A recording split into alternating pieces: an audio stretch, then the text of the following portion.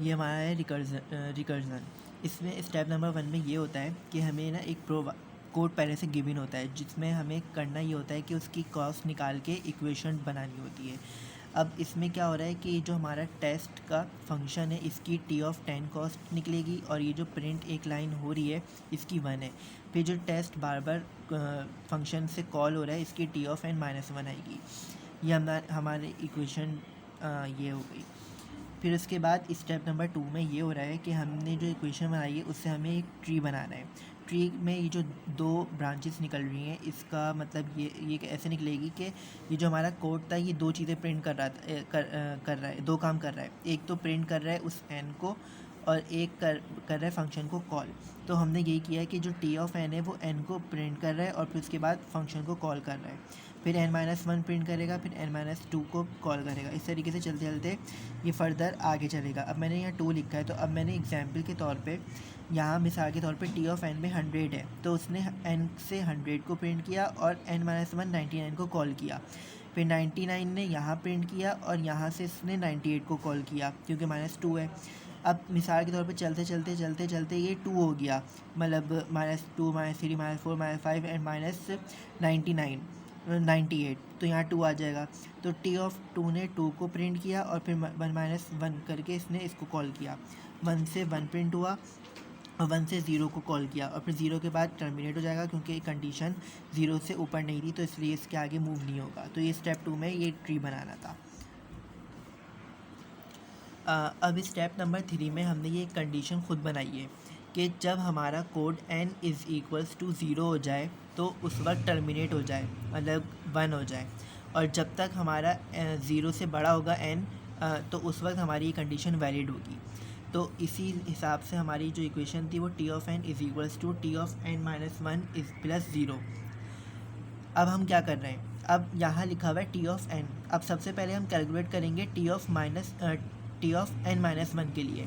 तो जब वो कैसे करेंगे कि इस इक्वेशन में हम जहाँ जहाँ n लिखा हुआ है वहाँ वहाँ हम n-1 लिख देंगे। अब जैसे ये ओरिजिनल n में मैंने n-1 लिखा और ये -1 अपनी जगह और ये +1 अपनी जगह। अब n माइनस प्लस और 1 1 2, तो -2 और +1 अपनी जगह। तो इसका मतलब कि t(n-1) की ये वाली वैल्यू है। इसी तरीके से मैंने कैलकुलेट किया t(n-2), तो अब इसको भी मैंने ओरिजिनल n में रखा, n-2 ओरिजिनल -1 और ओरिजिनल +1। इस तरीके से माइनस माइनस प्लस और 2 1 3 ये मैंने कैलकुलेट कर लिया। अब इसको मैंने ओरिजिनल इक्वेशन को नाम दिया हुआ इक्वेशन ए। उसमें मैंने क्या सब्सटीट्यूट दिस n-1 की वैल्यू इन इक्वेशन ए। अब जहाँ मुझे t(n-1) दिखेगा मैं उसमें ये वाली इक्वेशन पुट कर दूँगा। तो मैंने किया t(n)(n-1) +1 और +1, ये देखें t(n-1 +1 ये पूरा रखा इसकी जगह पे, और आगे जो ओरिजिनल +1 है वो ये रहा। अब कैलकुलेट कर रहा हूँ, 1 और 1 +2 हो गया, ये इसको नाम दे दिया b का, इसका मतलब कि ये इसका हो गया। अब सब्स्टिट्यूट n-2, ये वाला जो n-2 हमने निकाला था उसकी जगह पे हम ये रख देंगे। ये रहा यहाँ पे जो n-2 अभी हमारा निकला है वो अब मैं यहाँ रख दूँगा। सब्स्टिट्यूट ये रहा, ये जो अभी हमने ये जो निकाला है t(n-3) का ये पूरा, ये मैं इसकी जगह पे रख दूँगा। तो ये t(n-3 +1 और ये ओरिजिनल 2 अपनी जगह पे, तो 1 और 2 3, इस तरीके से ये दोनों निकाल लिए। अब जब मैं, इसका मतलब ये हुआ कि अब अगर मैं 4 रखता यहाँ पे -4 होता, ये जैसे -2 था तो +2 हो गया, यहाँ -3 था यहाँ +3 हो गया, ऐसे -4 +4 सेम चलता रहेगा। तो k ऑफ टाइम्स के लिए ये बना कि n-k + k। तो अब क्या करेंगे, अज्यूमिंग n-k को = 0 करेंगे और k को वहाँ भेज देंगे, तो इसका मतलब कि n = k हो गया। अब सिंपल जो अभी हमने k निकाला था, हमारी जो ऊपर इक्वेशन थी वो ये थी, t(n) = t(n-k + k। ये हमारी इक्वेशन बनी थी जो k टाइम्स के लिए थी।